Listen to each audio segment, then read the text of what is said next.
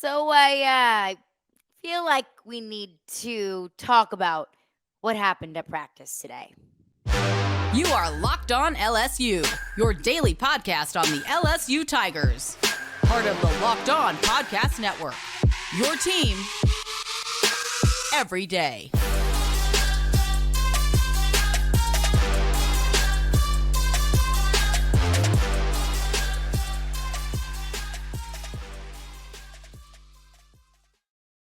Well, thank you for making Locked On LSU your first listen every single day. We are free and available wherever you get your podcast. Plus, do not forget that we also are on YouTube as well. So if you listen to us on the go on your preferred podcast platform, great, wonderful. Thank you for being here. You can also watch us. So like, comment, subscribe, rate, review, all of that great stuff. Just thank you for making Locked On LSU your first listen every single day. And before we get into all of the action, what went down at practice today? I got to let y'all know that today's edition of Locked On LSU is brought to you by LinkedIn. These days, every new potential hire can feel like a high-stakes wager for your small business. So that's why LinkedIn Jobs helps find the right people for your team faster and for free. So post your job for free at linkedin.com/lockedoncollege. Terms and conditions apply. All right, well, let's get into it. LSU back out on the practice field today, had an off day on Sunday. Back out today. They were outside. And this was reported by Wilson Alexander of The Advocate that a fight broke out today in practice. Wilson tweeted, fight broke out at LSU practice during 11-on-11 period. Punches thrown, guys taken to the ground, multiple people involved. Malik, Nabers, and Kyren Lacy got sent to the locker room. Harold Perkins didn't play another snap. Brian Kelly was not happy. So this was a fight that broke out that involved multiple defensive and multiple offensive players. Again, like Wilson mentioned, in the 11-on-11 period, and it got so physical that a punch was thrown. Like you mentioned, Malik Nabers and Kyren Lacy are thrown out of practice. Harold Perkins, after the fight, got back up, went to the line of scrimmage, went to go take another snap, and Brian Kelly pulled him aside, talked to him for a little bit, and then he was done. His day was done after that. So I want to get into on the field implications of this, off the field implications of this, but overall, my take of the fact that this happened today. Because when I looked at Wilson's tweet, I mean, obviously it got a ton of interaction as to be expected. And I saw so many people responding to this, LSU fans and non-LSU fans alike. Basically, non-LSU fans saying, what else can we expect from that program? It's a bad program. Like people on Twitter saying stupid stuff. Twitter's going to Twitter. And then LSU fans responding. And I saw LSU fans posting on Twitter, posting across the internet about how disappointed they were, about how just beat up they were over all of this. And I get it. I understand. You're not wrong in thinking that because a fight doesn't break out in practice and you feel really good about where your program is at. A fight doesn't break out at practice and all of a sudden you think, woohoo, everything is peachy. It's totally fine. Here are my thoughts. These things happen. And they happen far more than you and I and fans ever really realize.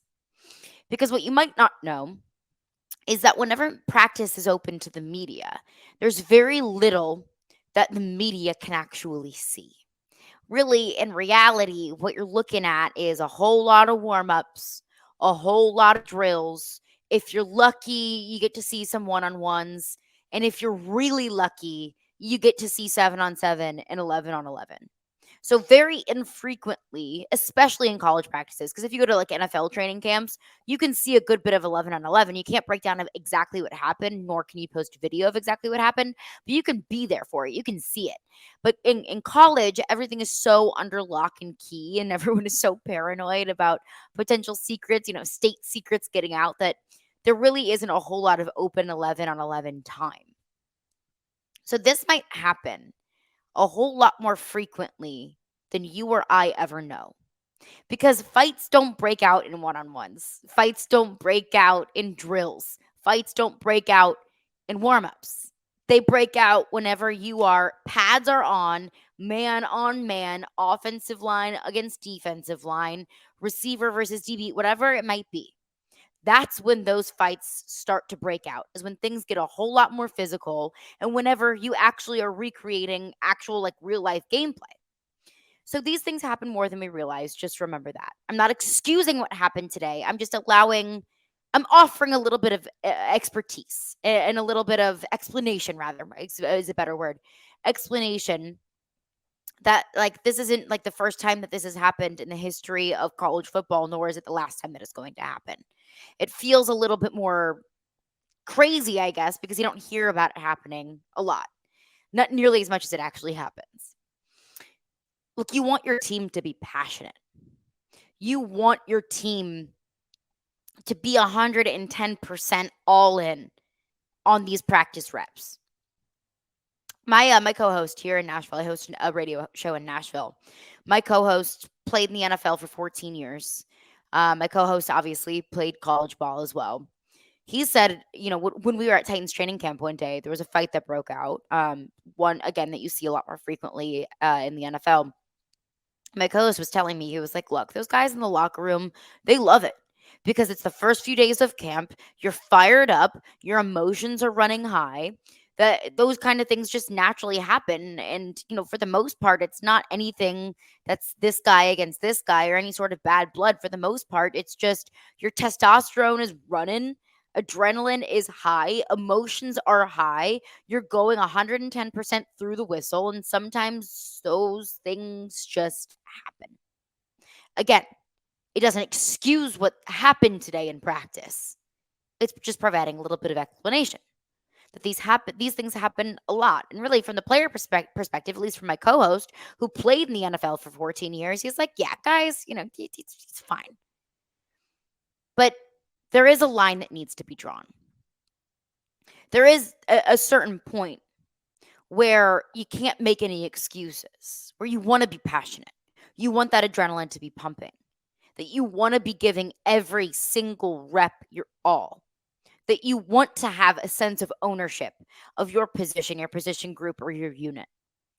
But you need to draw a line, because are you going to be doing that in a game? Like, I hear you. I hear you that emotions are high. Emotions are going to be high in a game. I know it was like 100 degrees outside in Baton Rouge today. I hear you. I know. It's going to be hot when you play games too. If it's hot now and your emotions are high now, how are you going to feel in early to mid-September when you're playing games at 2:30 in the afternoon in Baton Rouge and it actually matters and it's a real life game? Emotions run high then too. Adrenaline runs high then too. It's really hot during games too. I mean, we all know that probably all too well, how hot some games are. So I don't want to make any excuses. Saying that it was hot and saying that, adrenaline is pumping, those are simply just excuses. Excuses that cannot be made now, because we're not going to be making those excuses when it matters. Because if you do that in a game, you're getting a penalty and it hurts the team and you're probably out for the rest of that game. That hurts the team. Mike Vrabel is the head coach of the Tennessee Titans, and I hate that I keep bringing up the Titans because you don't care about the Titans, but this is something that I just recently went through with the Tennessee Titans. There were 2 fights in 1 week with the Tennessee Titans, and Mike Vrabel, the head coach of the Tennessee Titans, says, don't do dumb stuff, bleep, that hurts the team. Starting fights in practice, that's dumb stuff that hurts the team. So while it happens far more than we ever knew, while I love the intensity and the energy and the adrenaline, you're hurting the team, because you need to know when to draw the line, because you need to know when to back off. And today they didn't do that, and that's disappointing. But coming up next, I want to get into really overall my biggest concern here. I'm not concerned overall about the individual fight. Those things happen, but I am concerned about an overarching potential issue that this could have exposed. Plus, where do they go from here? I want to get into that coming up next. But before we do that, I want to tell you about LinkedIn Jobs. These days, every new potential hire can feel like a high-stakes wager for your small business, and you want to be 100% certain that you've got access to the best qualified candidates available. So that's why you have to check out LinkedIn Jobs. LinkedIn Jobs helps you find the right people for your team faster and for free. So I used LinkedIn Jobs whenever the station that I work for, we were looking to hire a new position and we needed to do it quickly because right now it's training camp. We're getting into football season. It's an important time of the year. So I took to LinkedIn Jobs because I knew that was going to be the fastest way possible to find a new team member for our team. Plus, as we all know, money does not grow on trees around here.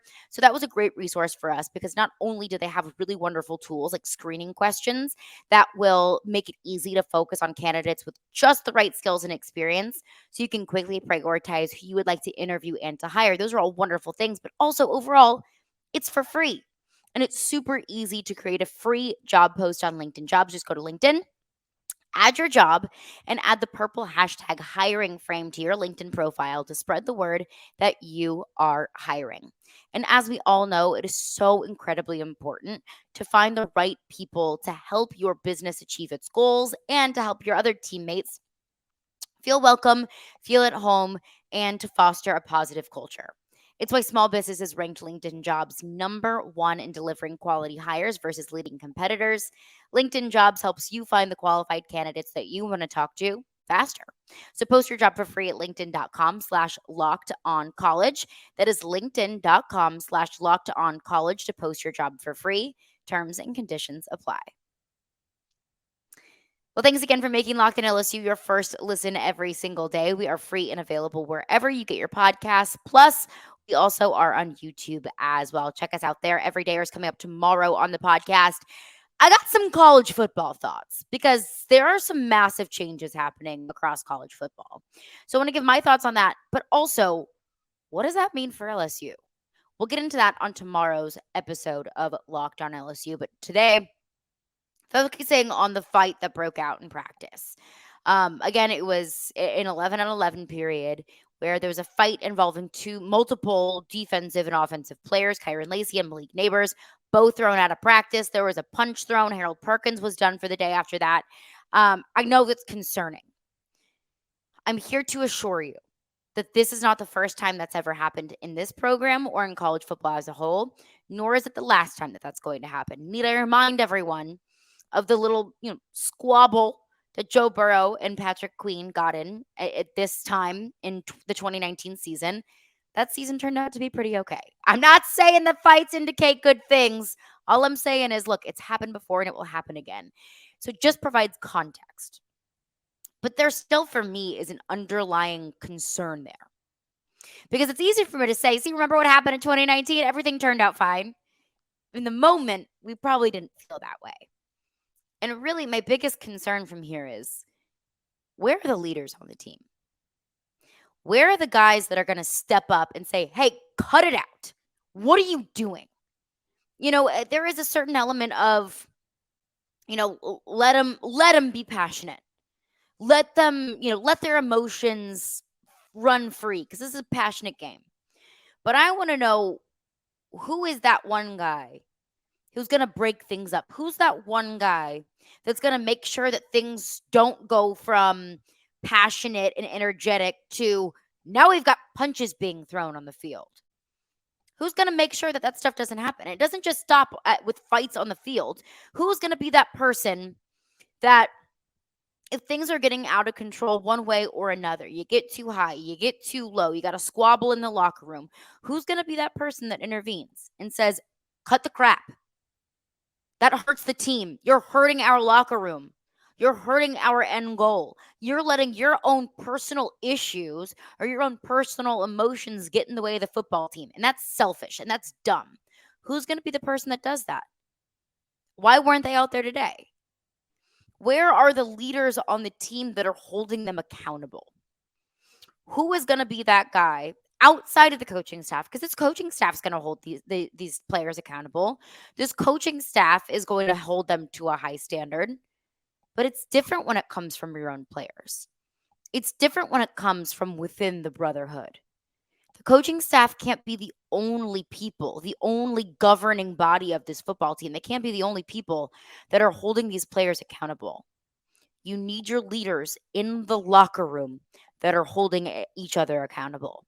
You need your leaders, your players, your boots on the ground, the guys in the locker room that can look at one player, a group of players, and say, you're doing the right thing or you're doing the wrong thing, and we need you to be better. That's what concerns me, really, is where was the leadership today? Where is that guy going to be when you're in an intense game and it's hot and you need a guy to kind of bring everyone back down to earth? Who is that? And where was that guy today? Because that's the annoying thing. Is today the AP the coaches poll came out. LSU is a top 5 team. 5th ranked team in the country per the coaches poll, preseason coaches poll. We should be talking about that. But we're not, because we're talking about a stupid fight that happened in practice today. So that's what I want to know, is where was the leadership today? And where are they going to be moving forward? But that's the important thing here is it happened. Fights happen. But how do you come back from that? How are you able to go back into the locker room, to figure things out, to come back tomorrow and be better, to come back tomorrow and have that left on the field today? Come back tomorrow and everything's good. We can execute everything like we need to. We can shake it off. We can move forward. Because Mason Taylor was asked about that today, about what was the message after the fight happened today. What was the message from the coaching staff? This was Mason Taylor. I know it's extremely hot out there. Tempers can get a little flare. The fight there. What was the message after from Coach Kelly? Because it was pretty big names that were involved in that that fracas. Yeah, I mean, it's just a lot of first day or a couple days in the fall camp. Everyone's excited, so I mean, everything gets chirpy and they're excited to be back. So it's just energies through the roof. But Coach Kelly just said respect the brotherhood. I mean, we just got to respect each other. At the end of the day, we're teammates, and we got to work together to get each other better. And we'll do that to the other team, not our team. So. And that's the key. Do it to the other team. You be physical and be bullying up on the other team whenever you're frustrated or hot or you have the want to win. Now, don't be swinging punches now. Don't be swinging punches. But that's what comes next, is how can you harness all of that passion and emotion and just grit and turn that into a positive thing?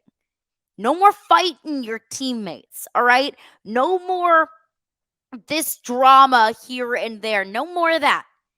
Harness that and use it in a positive way. Football is a violent game now. Like, you don't need to be throwing punches, okay? You got 60 minutes to bully up on somebody else in a legal way, in a way that's okay by the refs. Do it that way. Keep that passion. Just harness it in a different way. Because when Malik, Nabers, and Kyren, Lacy, your wide receiver 1 and 2 or 3 or whatever it is, 2 of your top receivers, when they're out of practice, those are quality reps that they're missing. That's time that they can build rapport with Jaden Daniels. That's even more time that they can get reacclimated into this offense. It's time that they can get better that they don't get. Harold Perkins is your best defensive player. Harold Perkins may be the best player on your team, and he had to miss part of practice today because of a stupid fight. Those are reps that Harold Perkins is missing out on. And I know you can say it's just a little bit of practice. It's one day. And like I said, we're never going to get too high or too low on one day of practice. This is a little bit different. Those are quality reps and quality time that those 3 were missing. And in a time, in a sport where every second matters, where it's a game of inches, where you really realistically don't have a whole lot of time to get prepped and ready for the season. Because once the season starts, I mean, you're game prepping, you're watching film, you're executing the game plan. You don't get these times to sit back on your technique and go back to the foundations. This time's quality. This time's important. This time is key. It's key for your own personal development. It's key for team development. And you missed out on that today. So being emotional is fine. Being excited and being passionate and just being flat out vicious and violent, that's fine. Just channel it in a positive way. Quit punching your teammates. Just crying out loud. My goodness, stop punching each other.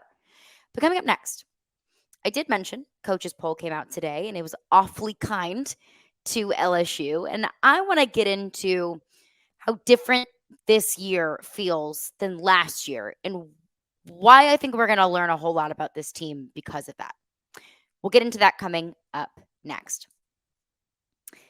Well, thanks again for making Locked on LSU your first listen every single day. We are free and available wherever you get your podcasts. All right, let's get into it because the USA Today coaches poll came out today. And man, oh man, it was so fun to see LSU at the top of that list yet again, where they belong. And coming in at number 1, I don't think is any surprise. Georgia, number 2. Michigan was a little surprised to see Michigan up that high. Alabama 3, Ohio State 4. And coming in at number 5 is your LSU Tigers. Rounding out the top 10, Southern Cal at 6, Penn State 7, Florida State 8, Clemson 9, Tennessee 10. And also, let's just look at an overall look before I get into my real main point that I wanted to get to here. Just think about the SEC in 2024 once Texas and Oklahoma joined the fold. Georgia's 1. So that's one team in the top 5.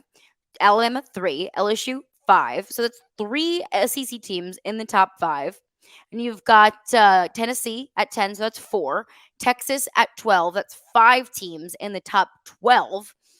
Notre Dame, Utah, Oregon at 13, 14, 15, TCU 16, Kansas State 17, Oregon State 18, Oklahoma at 19. So now you've got 6 teams in the top 20. North Carolina, Wisconsin, Ole Miss at 22, 7 teams in the top 22, and rounding out the top 25 is Texas A&M. So you've got 8 teams preseason and adding Texas and Oklahoma into the top 25. Half of your league is in the top 25. So T's and P's to everyone in the SEC starting in 2024 because holy crap, that's going to be terrifying. But I want to get into this, really my main overarching point.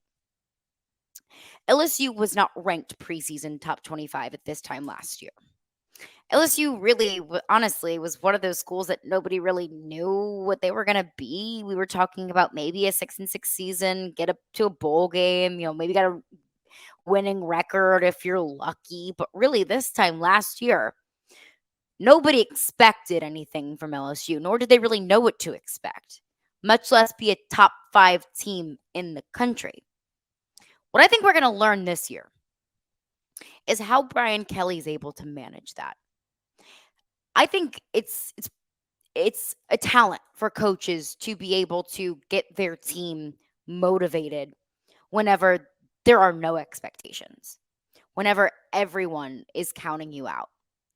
I think it's really easy to tell your players to gather, bulletin board material and tell them nobody expects anything from you. I don't think anything motivates anyone quite like that. I don't think anyone gets more motivated than by whoever it might be, the media, coaches, the college football world. Nothing motivates anyone quite like nobody thinking that you can do it. You don't get motivated quite like proving other people wrong. And look, Brian Kelly was able to do that last year. Went from a team out of the top 25 with hardly any expectations to winning the SEC West and competing for an SEC title in Atlanta against the best team in the country in Georgia. And oh yeah, by the way, you hung more points on Georgia at that point than anyone had in the regular season. So how is Brian Kelly able to shift that mindset, going from a nobody expects anything from you kind of mentality, kind of motivation, to now a everyone expects the world from you? How do you keep them focused? How do you keep that team motivated?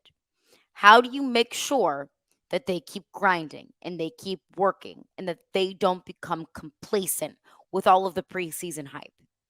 You got Jaden Daniels and Malik Nabers and Harold Perkins on all sorts of preseason award watch lists.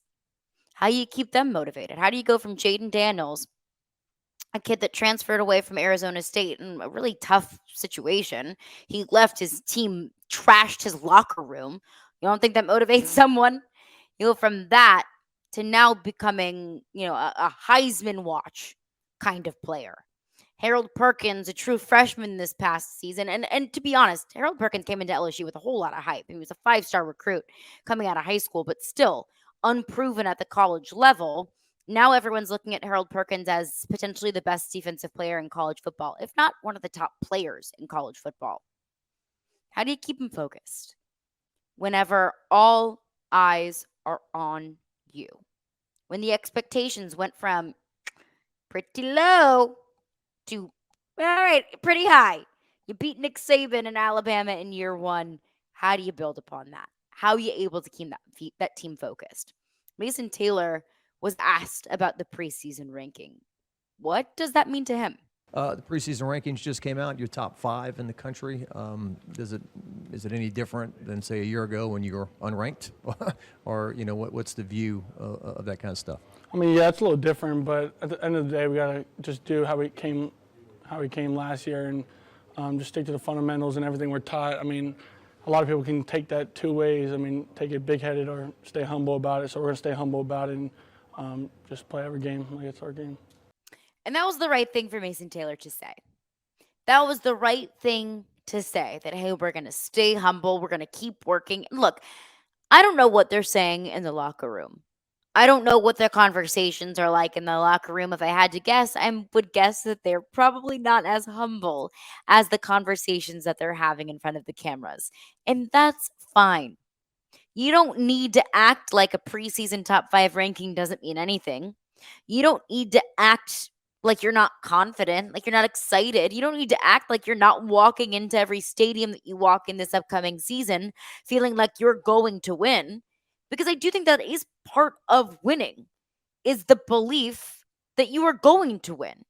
No matter if you're the better team out there or not, no matter what the Vegas odds say, no matter what the media says, you need to walk in there and say, I'm better than you. We are better than you, and we can beat you today.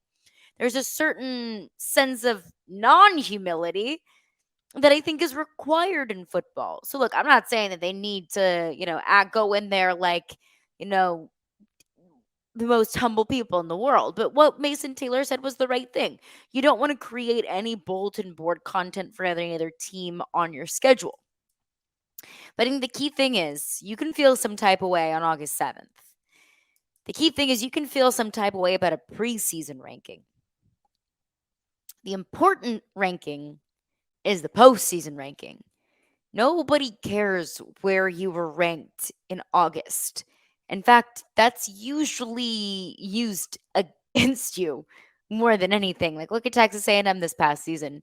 Preseason top 10 ranked team went 5-7. So if anything, that's actually used against you more than it's used as a, hey, look, they were a preseason top 5 team. No wonder they won the national championship. Nobody really says that. So that's the ranking that does matter, is the rankings in December, the rankings in January, the rankings that decide whether you're a college football playoff team or not. So remain humble in front of the cameras. Get your team hyped up and confident however you need. But remind yourselves that this ranking means nothing. This ranking doesn't matter at all. Because the ranking last year that left LSU out of the top 25 obviously didn't matter in January either. That's going to do it for me today. Thank you for making Locked on LSU your first listen every single day. Coming up on tomorrow's episode, for all of my everydayers out there, I got some college football thoughts because there's a whole lot of change going on in college football. How I feel about that, how we all feel about that, but also more importantly, probably most importantly, how do all of these changes in college football affect LSU? We'll get into that on tomorrow's podcast, tomorrow's edition of Locked in LSU.